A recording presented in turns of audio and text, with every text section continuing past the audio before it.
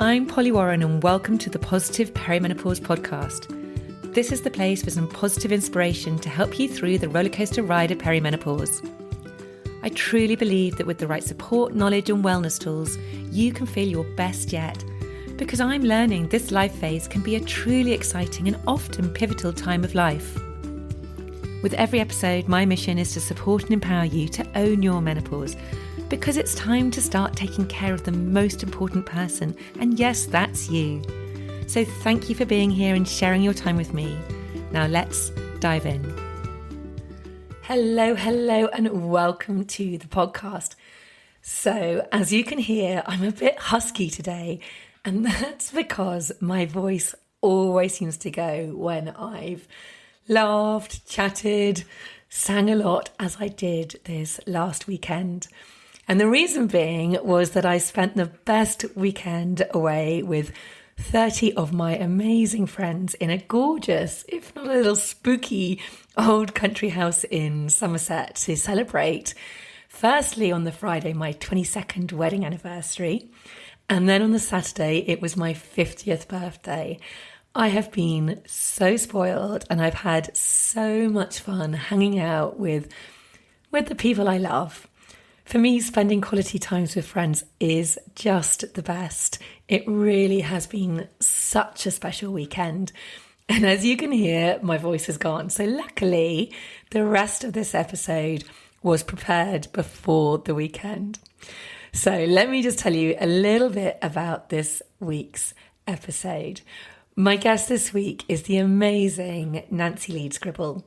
Nancy's story is one of resilience, determination, of self-discovery. She has experienced the depths of grief and loss twice in a very short space of time in her life. Yet she has emerged stronger and more empowered than ever before. Today, Nancy is a shining example of what it means to live a life of passion, of purpose, and unwavering self-belief. She's a fitness enthusiast, she's a nutrition expert and an advocate not only for plant-based eating, but also for personal growth and transformation. Nancy's journey is truly inspiring, and I'm honoured to have her share her story with us today. So, without further ado, please welcome the brilliant Nancy Leeds Gribble. I'm delighted today to have Nancy Leeds Gribble with me here on the podcast, all the way from Texas in the US. Welcome, Nancy, to the Positive Perimenopause podcast. Thank you. Thank you for having me. I'm excited. Yes, well, let's dive in. So, Nancy, I would love to start with finding out a little bit more about you and what really has led you up to this point in life, doing the work that you do, particularly this whole way of eating that you embrace, this plant-based eating. What really has been your sort of motivator, your driver for all of this? Yeah, absolutely. Of course, it's a long story, so I'll try to condense it as much as I can. But I come from the generation of growing up really just trying to be skinny. We didn't focus on nutrients. Your weight was a little bit your worth. It really was. And that was always my kind of driving factor in anything I ate, anything I did. In my early 20s, I went vegetarian, but it was not for health. It was for the animals. 17 years ago, I went vegan, again, not for health. It was for the animals. So I was technically what you would call a junk food vegan. And I really survived on Cliff Bars, Red Bull, all kinds of things. I was a realtor in Florida, very, very successful realtor in Florida. In 2008, the world came crashing down. And anyone who remembers 2008 recalls the market crash of 2008. So I went from making quite a significant income to zero very fast. I had a lot of investment properties that suddenly, were worth nothing. But worst of all, at the time, my husband was diagnosed with stage 4 brain cancer, glioblastoma. So it was kind of this trifecta of things. He did pass away in 2009. Fast forward a few years later, I went on my first date, met somebody, fell in love, all the things. We got engaged. We're planning our wedding, and his back was hurting. Went to some doctors. They told him it was from a bike accident, and he went in for surgery. They came out, they said, we're not doing the surgery. I thought, that's fantastic. They said, not fantastic. He has pancreatic cancer. And I went, what? And they said he has about 3 weeks to live. And sure enough, that was it. A lot of emotions, a lot of things. I had a young son at the time, but to keep it in kind of the relative conversation of where we are, what really struck home for me is we don't know what's happening on the inside of our bodies. We can look a certain way, we can go to the gym, but if we are really not taking care of our health, absolutely no guarantees. I say that, but it is the one thing we really have control over. So I knew right then and there, I had a very young son, and I'm like, this poor kid, this poor guy has been through so much. He deserves a healthy mom, one that is going to do everything she can to be around as long as she can. I went to the Institute for Integrative Nutrition and fell in love with everything I was learning, everything. Left real estate because I wasn't loving it as much in that whole short sale scenario. And it was hard as a single mom with nobody around. It was very hard. Moved to Texas to be near my sister, went on for 4 more years of schooling. And what was great about all of this, though, was now I started my journey so I could be healthy for my son. What happens when you start feeling healthier, right? You want to do it for yourself. But all of this happened at the time that I was in my 50s. So what was coming along was menopause. And I didn't realize at the time, I'm just kind of going through that I'm 59 now, had gone through menopause, like the start of it, and I didn't gain any weight. I didn't have major symptoms, anything like that. And so I did go plant-based vegan. I should backtrack. I went plant-based when I was like, I'm going to go for my health. And that just means I really wanted to incorporate more whole foods I should, right? Like it's my thing. And I tell everybody who works with me, I'm like, you don't have to be vegan to work with me. I want everybody eating more plant-based whole foods.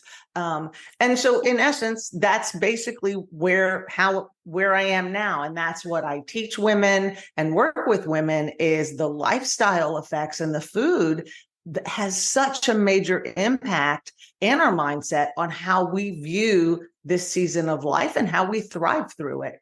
But it was quite a journey. Oh my goodness, it really was. To go through what you did with your husband initially, I mean, that in itself, you would have thought is enough. Me with a young son. And then and I imagine after that, you were knocked sideways, and then to find somebody else, start dating again, and then to lose somebody else. I mean, that must have been such a devastating time for you. So it was really those 2 horrendous tragedies which really got you focusing on the healthy side of food. I didn't think any of us really led a healthy food lifestyle. We were active. All of us were very active. We looked, I was more fluffy. They looked relatively fit, but I didn't know any better. I mean, I really wouldn't have thought we were unhealthy. We were eating the standard American diet, and sad, which is sad for sure. It's very processed. It's very fast. It's got chemicals and preservatives. And even as vegans, I'm very, there's so many processed vegan foods out there now. And I enjoy them here and there, but at the time they were the bulk of what I ate. I was not eating whole foods. So I never So yes, that what all of us kind of ate that way. And I'm sure it was contributing to what they had. I never put blame on them for, passing, but it definitely is an eye opener. And when James, my husband, had been diagnosed, I had dove into how can we heal him? And I researched everything, and plant-based food kept coming up. But I was dealing with so much that when he passed away, I just kind of let it all go. I was like back in kind of this robotic mode of trying to just do and be for my son. It was after Peter passed away that light bulb really went off. And it really was because we just don't know what's happening on the inside. And then when I did the deep dive, and you just learn the power of food, it is incredible. We are uniquely designed. We are God designed. God has designed us with the earth, with the plants, and they really work synergistically with our body. And when we learn that, and we start incorporating more whole foods and in kind of the right amounts, I'm very proponent of we must eat things in the right amounts. The changes are unbelievable, and you start to feel better, and you start to look better, and so it's a win-win. So you started to really turn around. So what were some of the first steps that you took then when you did this training? You started to realize that you needed to get healthy rather than just keep your body looking a certain way. It was to get healthy. What was the first sort of steps that you could take and which someone else could start to really think about in order to start this process? So this is going to not be food-based, but I think it's really, really, really important. No matter what you're going to do, you've got to know why you're doing it. And there are so many how-tos out there, how to this, what to do. But if you don't have a deeper reason as to why you want to do this, it might not sustain. We have so many environmental, social factors coming our way. We're busy that it can be very hard to sustain. So the very, very first thing really was, why do I want to do this? And I was deeply rooted in the belief that my health was the number one priority for my son. Later it became for me too, but it was that.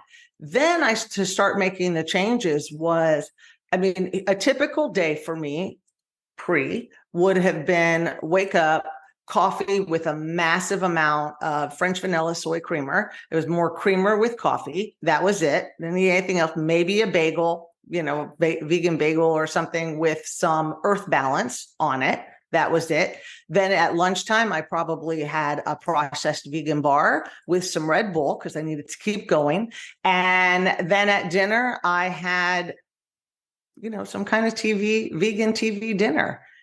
That was it. That's how I ate. So the very first thing I really started doing was incorporating more veggies. That was the very first thing, like a veggie at my lunch, a veggie like a real one, not in the TV container, and then more grains, and then just slowly incorporating foods as I went on to my own, and then nutrition studies. And I really learned about the power of macronutrients also. That is when I really started incorporating more protein into my diet, and really balancing everything out. But it was a slow process. My goal is to shorten that curve for women. Mine was, I was kind of crawling through it on my own.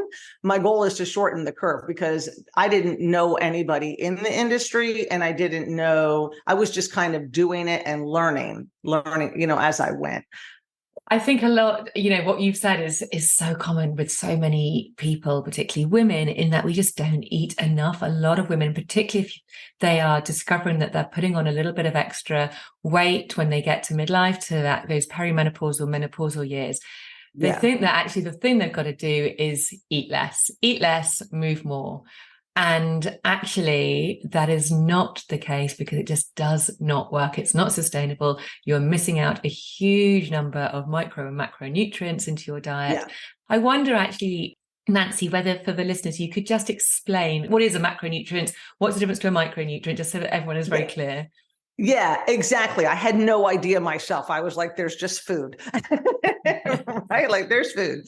So our micronutrients, we'll start there. Those I call our little powerhouses. They're all our vitamins. They're all our minerals. They incorporate your greens, your veggies, your fruits, your grains, even your am I missing something? Nuts and seeds. Like, so that, like your micronutrients, they have all those vitamins and minerals that are so essential for our hormone cell signaling, our function of our body, everything. And so we really need to make sure we're getting enough of those micronutrients. And, honestly, a real week would look like having a variety of 20 to 25 of those a week. Our macronutrients, these are our power players. And these are our proteins, our fats, and our carbohydrates. And every single food is categorized as one of these. Doesn't mean they won't have a combination, but the whatever is most predominant. And our bodies, so what I learned and what I teach is our bodies are very uniquely designed. And each one of us needs a certain amount of protein, fats, and carbohydrates for our body to thrive optimally. And it really depends on your age, your lifestyle, your habits, your goals. So your protein, that's your building block. That's your building block of everything that is going to happen in your body. For plant-based eaters and vegans, that's going to be tofu, seitan, tempeh, edamame, legumes, things like that. For meat eaters, it's probably obvious what it's going to be, but it's going to be like chicken and turkey and things like that. Your carbohydrates, those are your grains. They are your fruits. They are some veggies. And that is your body's primary source for fuel. And then we have our healthy fats, like your avocados, coconuts, nuts, and seeds. And when I grew up, fats were the kind of persona non grata. Now it's carbs, but it was fats back then. And what we learned was we were taking out all these healthy fats and we were shoving processed chemicals and preservatives in all the food, really doing nobody any good. We need our healthy fats. We need them for proper brain function, mood, again, cell functioning. And so when you learn how to eat these in the right balance, and when you're eating them mostly whole foods, you are also getting those micronutrients. That is how your body thrives. And this is what I had learned. And so when menopause hit, I didn't even know, like I didn't gain weight. I really didn't have a lot of the symptoms because I was already eating this way. And I think it's a game changer for women when you really can hone in on eating your foods this way.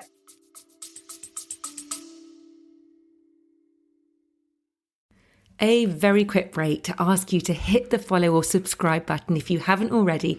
And if you're enjoying this episode, I'd be super grateful if you could hit those stars and rate it too. Thank you. So how does one know how much of each one of those macronutrients they should be eating to maintain optimum health? Yeah, right now there's so many free resources you can go on. There you can get very, very detailed, and that's like what I would do or another coach. But if you just want like a starting point, you can go to there's a website called TDEE.com. It's Total Daily Energy Expenditure.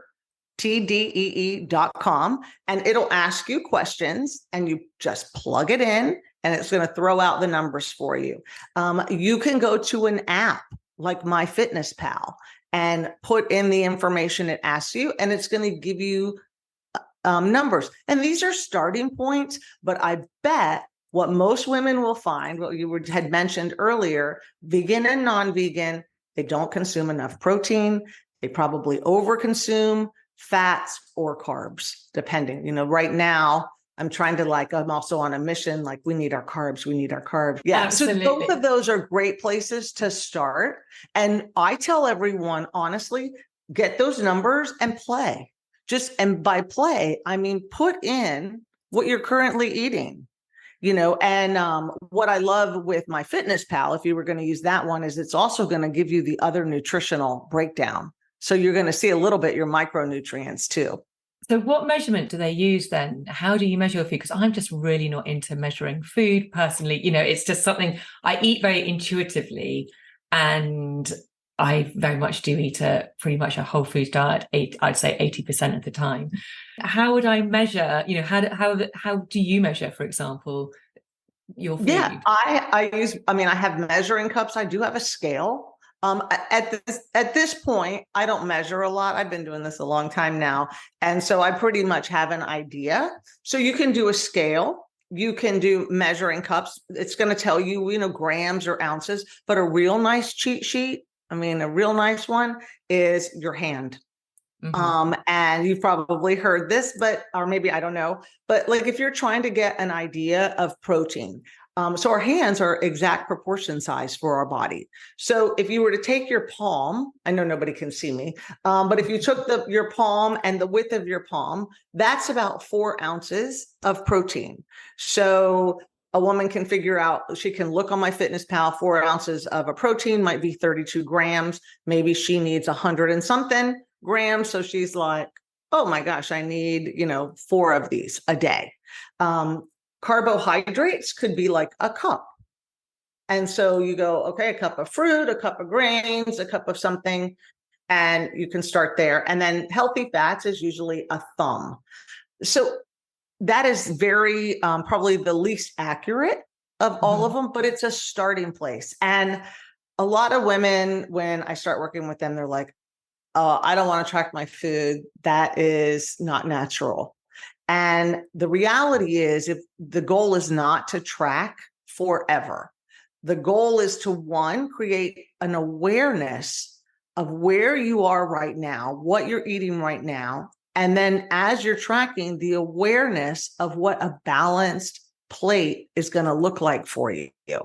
And it really makes a difference. And then at the same time, practice intuitive eating, see what's working, you put all these together, but it's the awareness part that's so important, because the majority of people, they're actually not aware of how much they're eating. And most women, so as we age, our desire for protein and our desire for water, right, declines.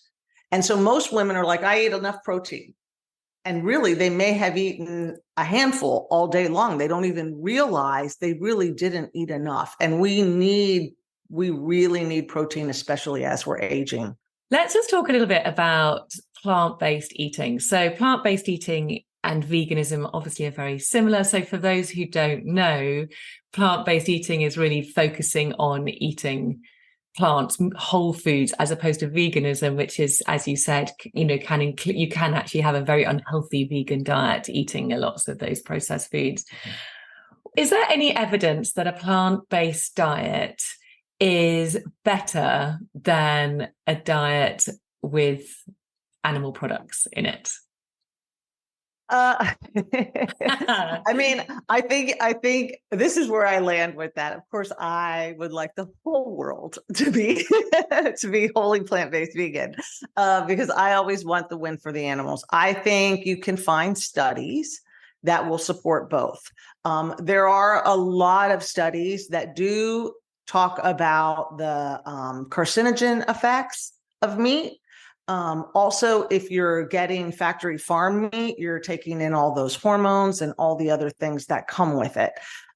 So, on that end, I would say, yes, there are studies that say that. There are also studies, and, I have to truth in advertising here. I have to say there's other studies, right, that are going to support having some meat in your diet.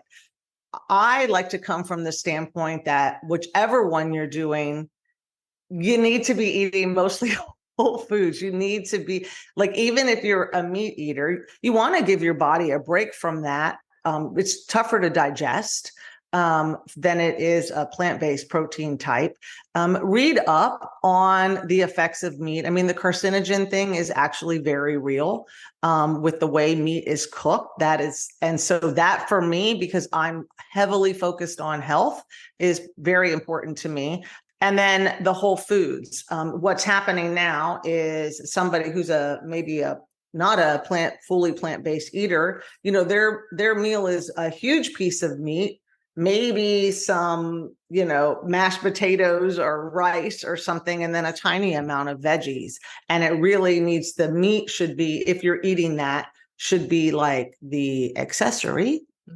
And then have more of the other, but an accessory in that you still need enough protein. So make sure you're adding in legumes, make sure you're adding in edamame, tofu, tempeh. They're fantastic once you learn how to make them. A quick question. So the way you mentioned, the way that meat is cooked can be carcinogenic. I've not heard that before.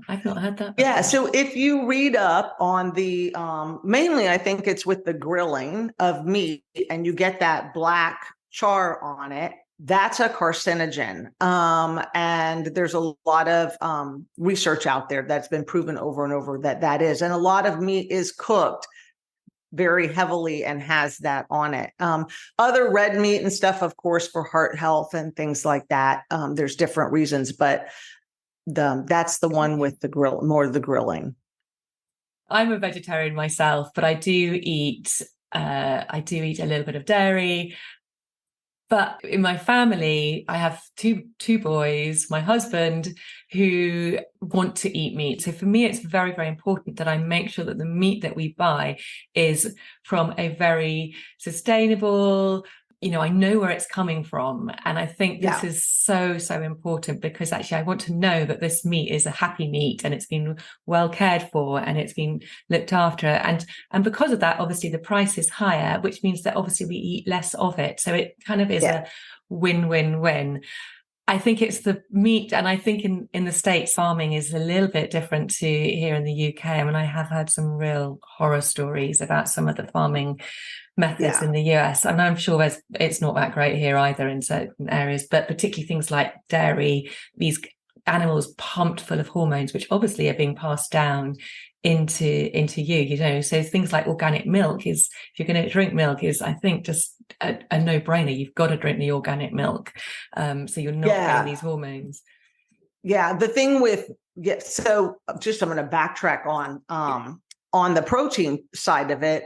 One of soy has actually, soy got a bad rap for a very, very long time.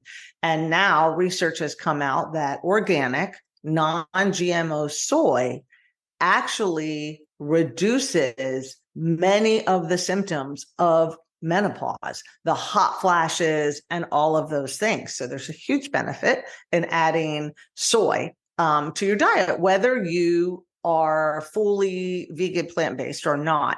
And then the milk, I have a whole thing on that too. But for hormones, if we're going to stay in that lane for a little bit, what a lot of people with the hormones, these dairy cows, as to what you were saying, they are constantly, impregnated and have to give birth. So their hormones are skyrocketed. When you take that and you make it into cheese, you are literally condensing a mass amount of hormones into these little cheese things, and you're eating that. So it's, we are what we eat, we really are. And so we want to choose wisely. And I am always very careful and want to ensure I meet people where they're at. Right. I'm not one of those that's coming in and going, you got to change everything right now. I didn't do it that way. Don't know how it would have landed with me. And so I meet people where they're at, and I just try to get them to eat according to their macronutrients and to add in more whole foods. When I was doing this, when I really learned, I'll just go back to eating by my macronutrients. That is when I went from, even through menopause, starting menopause, from being, I'd already lost, when I went plant-based, healthy plant-based, that's really when all my yo-yo dieting stopped. And I was a heavy yo-yo dieter. I could lose weight like anybody, but I could gain it really fast too. And so that was my whole life, like yo-yoing. When I went and was like, I got to be healthy, go on plant-based, that's when I created that consistency, got to a decent weight and stayed there. But I was working out, doing things, and my body was not changing. It's when I started incorporating, for me, my plant-based protein, the more whole foods in the right balance. That is when my body composition changed. And that is when I started developing lean muscle. The muffin, what do we call that? The tire, like, went away. And that, I think most women, we're not trying to be bodybuilders on a stage, but we would like to feel good in our skin and know that we're developing that lean muscle we need for aging. So that's what happened when I started switching to that way.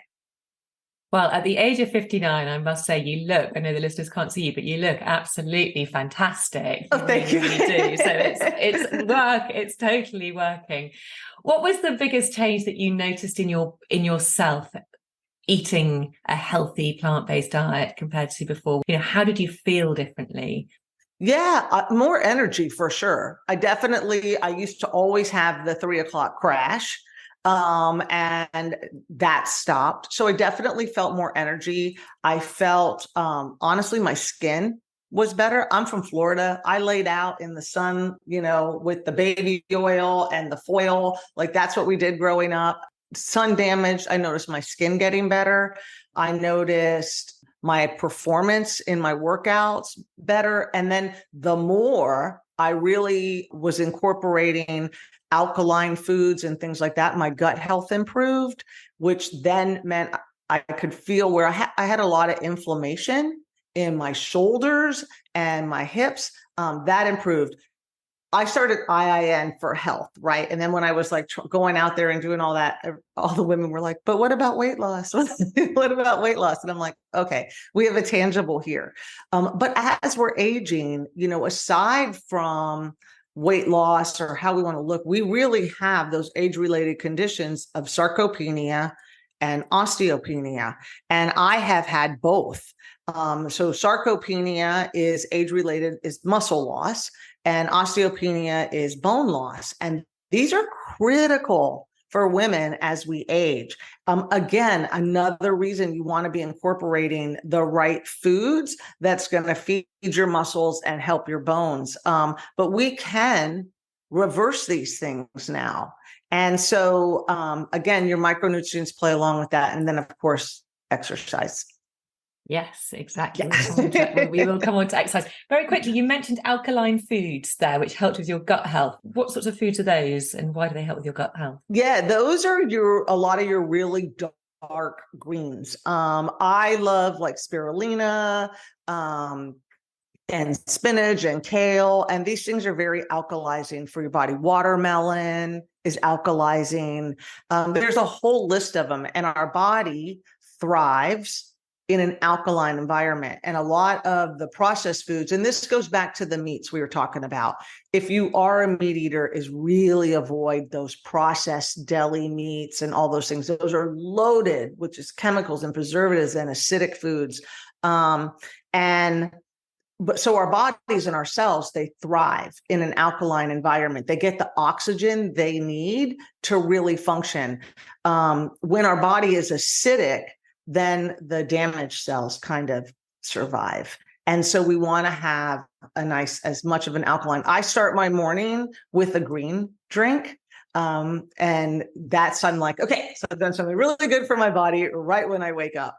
And that just floods it and it's got spirulina and chlorella and wheatgrass and all kinds of things in it. But it just gives my body and my cells exactly what it needs first thing in the morning. And then I have my coffee. But there's been research to suggest that coffee actually, because it's a fermented bean, is actually, if you have black coffee, actually, it's not bad for you. And obviously people tolerate it very differently. Some people I work with say they absolutely cannot have coffee because it just sends their anxiety through the roof. But actually, if you can tolerate it, then drink it. But obviously just and be I tolerate it. It's just be aware of, if you're having problems sleeping, don't drink it after midday. It's about just being exactly. But really, our foods fight inflammation. Foods, are alkalizing. There are just so many amazing benefits, not just weight loss, but really for our health. And I'm a proponent of, listen, we don't want to just add years to our life, right? We don't want to be in a wheelchair in the corner. Yeah. We want to be out living life. We want this second season to be amazing, but it's only going to be as amazing as you feel. And I know, when I was highly inflamed, when I had osteopenia in both my hip, from my mid spine all the way down, both my hips and all the way down my legs, I could hardly do a squat.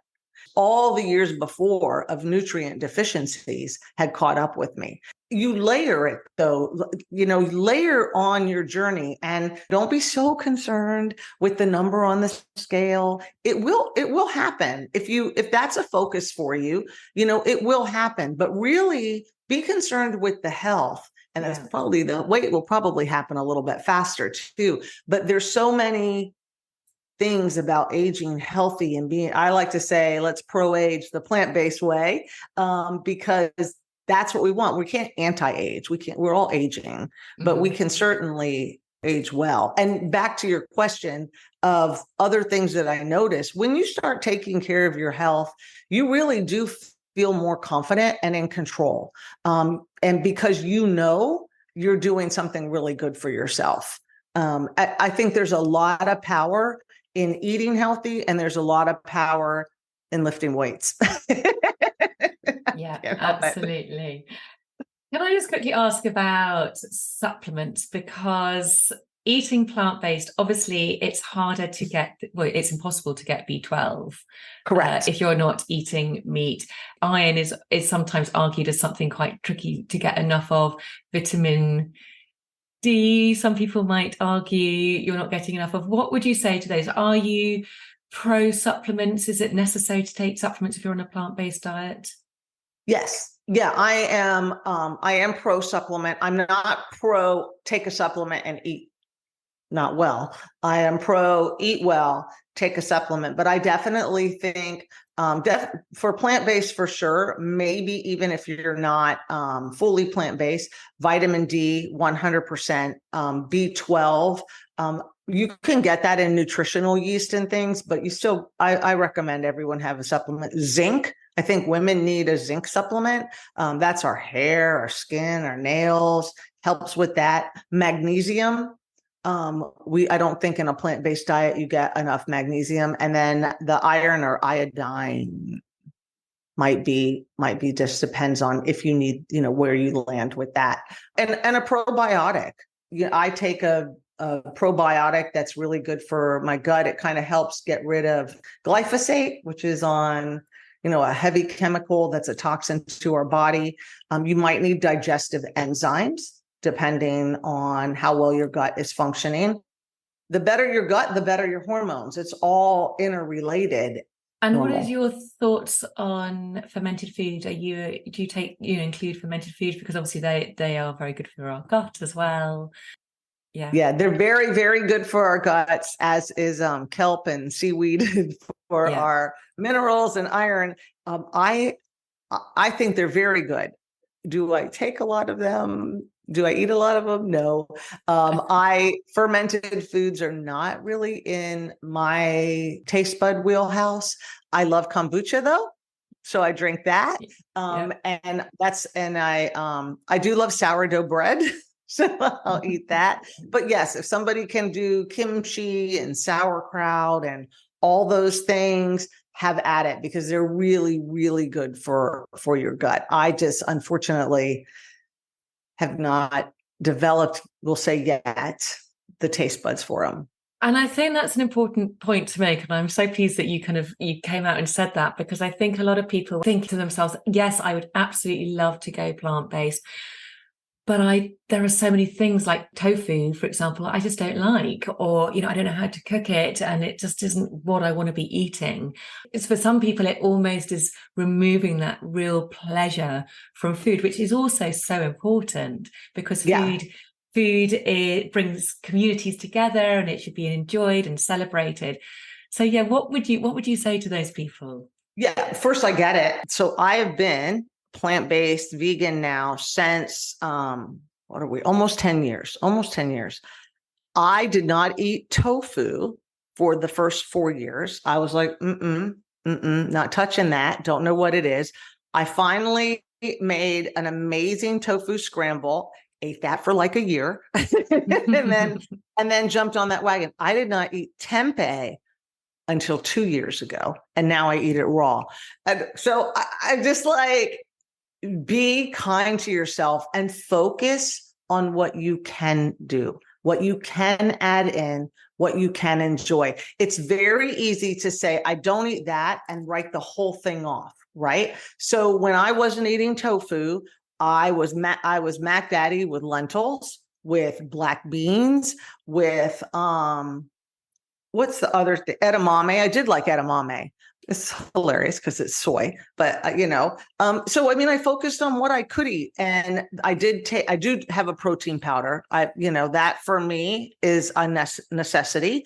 And as I got better, I increased my protein, and just realized I was going to find it easier if I eventually tried to see if I could eat tofu. And I love it now. And just FYI, my hubby is also not vegan. And when we met, he was like, please don't ever ask me to eat tofu ever. And I go, fair enough. He'll eat other things that I make, but he's like, please don't do that. Well, now he's snacking on my tofu. I'm just saying, we just have to be open, but don't pressure yourself. Like, honestly, right? Don't pressure yourself. Lean into it. Focus on what you can do. Focus on getting in those macronutrients the way you need to right now. Maybe one day is meatless day. Then maybe you can add it, add more in. But it's a journey. Like, embrace the journey part of it. And, if you have very specific goals, well, your behaviors do have to match your goals, but you figure that out.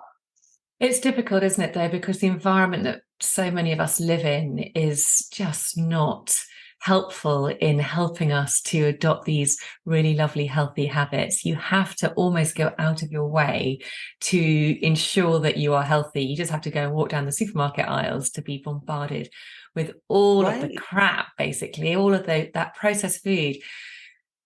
So in order to do it, as you said right at the very beginning, it's so important to really know what your why is and remind yourself of that why in order to commit, because otherwise it's tricky. And I think you've got to really focus on how does it make you feel, and that is going to just keep you going.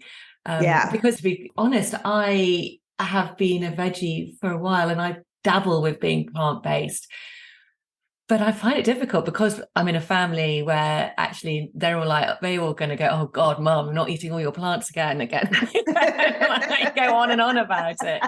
And it's one of my biggest worry that my children don't eat enough plants. As much as I try and bring them onto the family table, it is one of my biggest worries that they're not eating enough plants, because I know so much now about it.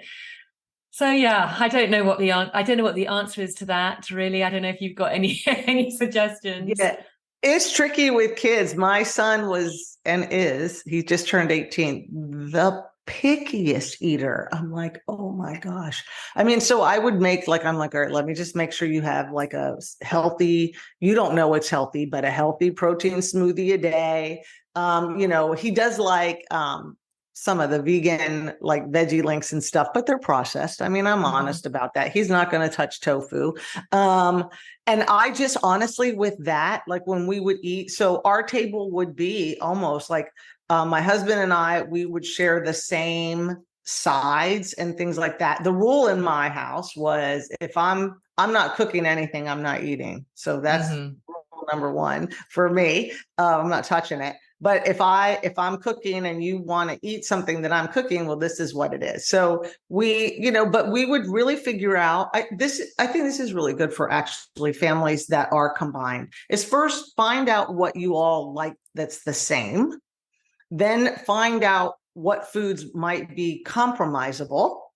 And then the non, like you're going to do your own thing, they're going to do your own thing, because usually within that middle ground, you can really create healthy with your micronutrients, I would say more, and maybe a little bit of protein, and then add in your own protein. It's typically the protein, the one for the adults. For the kids, it's all the things.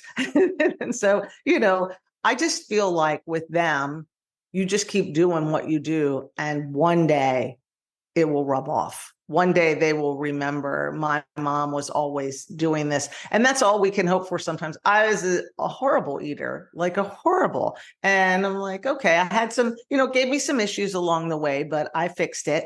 Hopefully we can shorten the curve for our kids too, by them watching us. I agree. It's setting the example, and I'm sure it's all going in.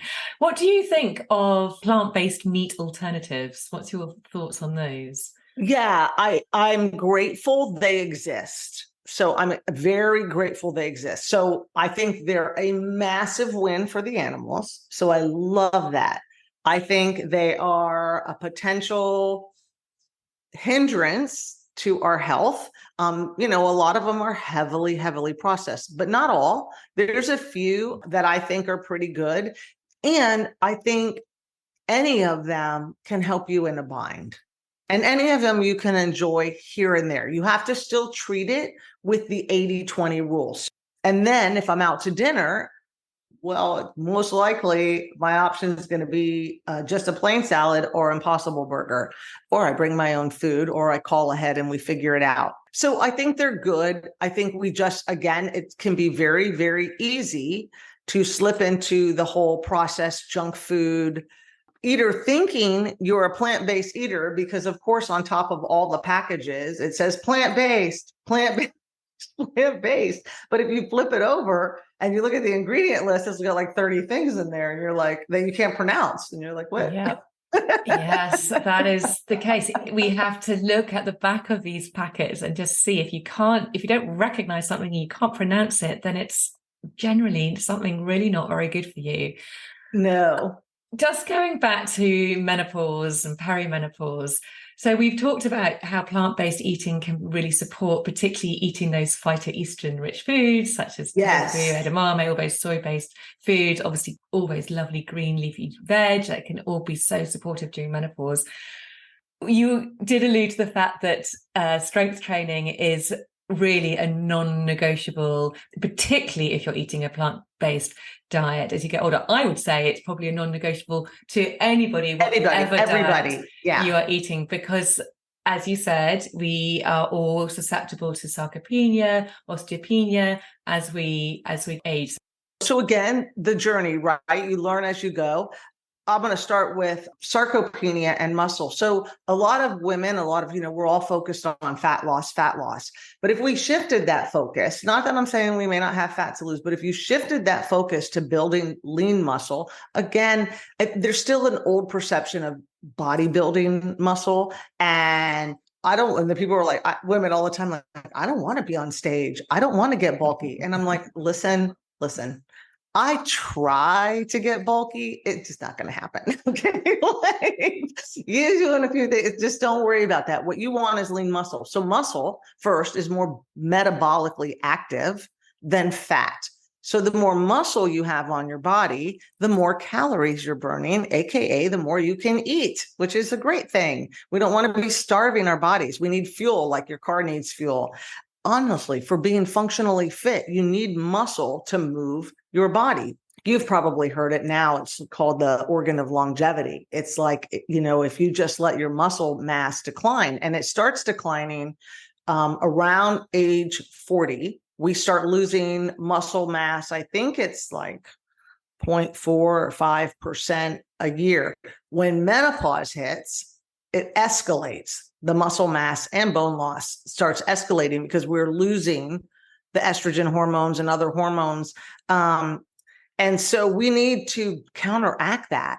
And strength training is the way to do it. I tell everybody, whether you are not working out now or you have a routine, if it doesn't include strength training, and I mean doing something that's actually challenging your muscles at least 3 times a week, you've got to get that going.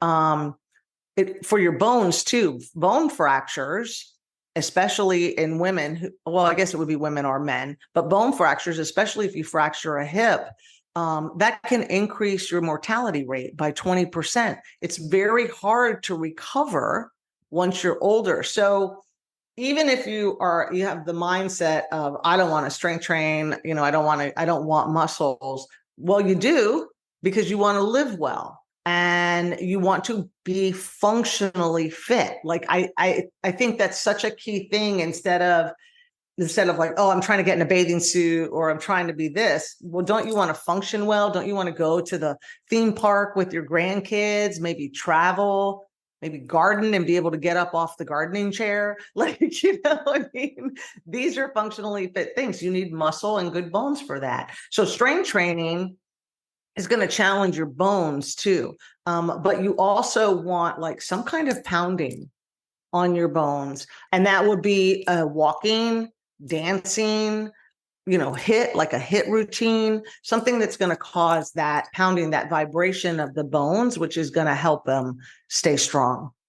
Because this is called the Positive Perimenopause podcast, I ask all my guests this final question, which is, I like to try and give the listeners one practical, actionable takeaway. Is there something that you might suggest to the listeners which is going to really help them with a positive perimenopause? Oh my gosh. Honestly, I'm going to say, no, find out your macronutrient profile. It really, and then eat mostly whole, 80% whole foods. Those two things. Oh, you just said one, but it's fine. We can do two. We can do two. And if nothing else, walk. So find out your macronutrient profile.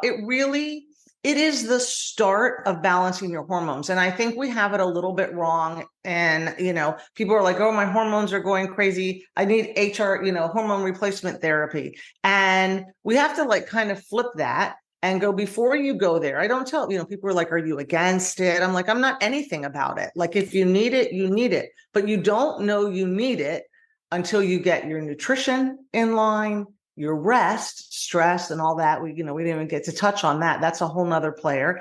Your strength training and exercise, then your supplements, then maybe you need hormone replacement therapy. Because what happens is it just becomes a Band-Aid if you haven't fixed these other things. So fix the other things first. And so with your nutrition, learn about your macronutrients and your micronutrients and start there, and give yourself grace. Like, time is passing anyway. Do what you can on any given day and just keep progressing. Like, just do that. And then walk. It's an underrated activity. Everybody should be walking. I am going to put the links to the 2 places which you recommended for your profiles. I'll put it in the show notes so people can go and have a look and test them. So absolutely. Nancy, if anybody wants to come and find out more about you, get some support from you, because everything you've said makes so much sense, but sometimes people need a little bit of extra support to help them on their way, where can they come and find you? Yeah, I have a website, nancyleedsgribble.com, and I have information and free resources on there. I'm on Instagram at Nancy Leeds Gribble. So everything is Nancy Leeds Gribble.